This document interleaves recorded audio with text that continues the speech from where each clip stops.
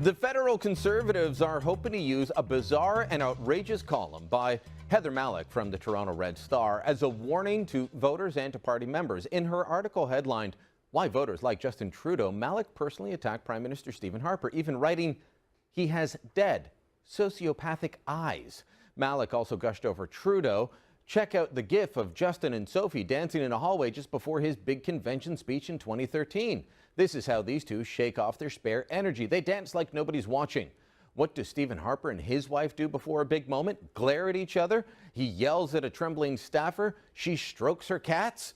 Cabinet Minister and MP Michelle Rempel wrote a response to the article, which was sent to party members. She wrote, Mallick stated, among other things, that Mr. Harper lacks a sense of moral responsibility to women. Outrageous. I'm a proud Conservative. It also just happens that I am a woman. And we did invite Heather Mallick on to defend her piece, but she declined. We do have Michelle Rempel, though. She joins us now from Calgary. Minister, let's start with the fact that you are a woman. Lots of women in the Conservative caucus, lots of women in the Conservative cabinet, and yet I keep hearing that Conservatives hate women. Can you address that? Well, you know, I spoke to this in the email. I was just shocked because that's such a biased, non-fact-based statement. You know, some of the things that we've done as a government for women across this country are significant, but more so, you know, rather than putting women's issues in a pink sandbox, we've done things for all Canadians, regardless of gender, ethnicity, demographic background, like lowering taxes significantly.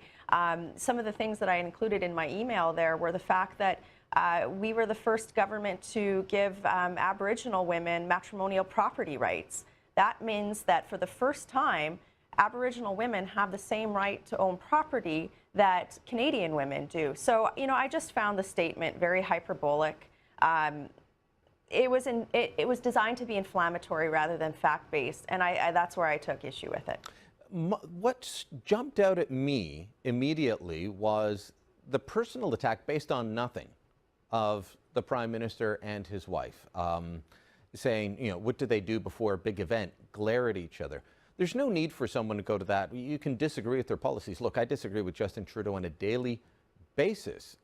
Never attacked his wife, never attack his family. That should kind of be out of bounds. I don't think Lorraine Harper, she's in public, but I don't think that she puts herself out there speaking on policy issues on a regular basis that would invite this kind of attack.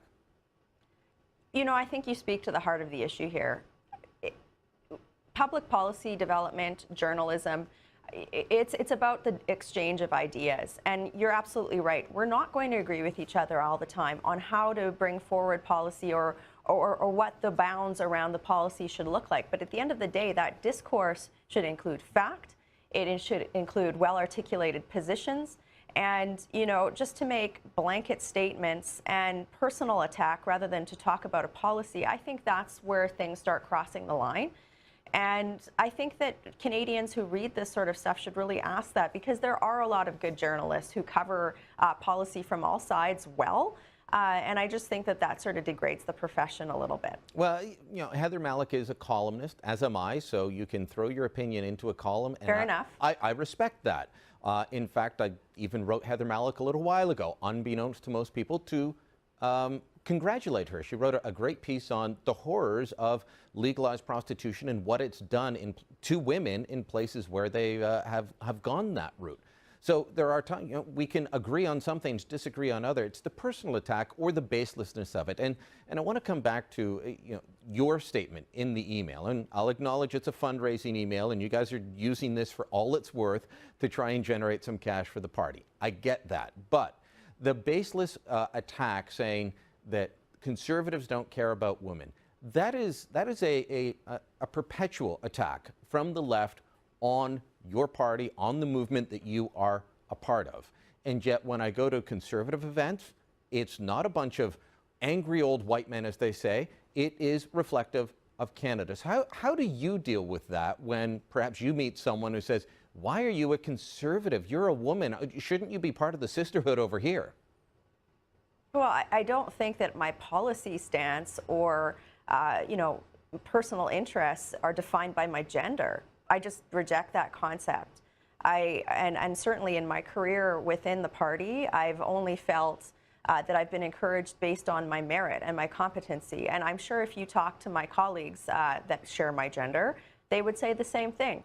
And to your comment about events, when I go to our party events, when I, talk to folks who share the same sort of principles that we do in our party, smaller government, lower taxes, prudence in spending, respecting the rights of victims of crime, et cetera, I look through the crowd and I see me.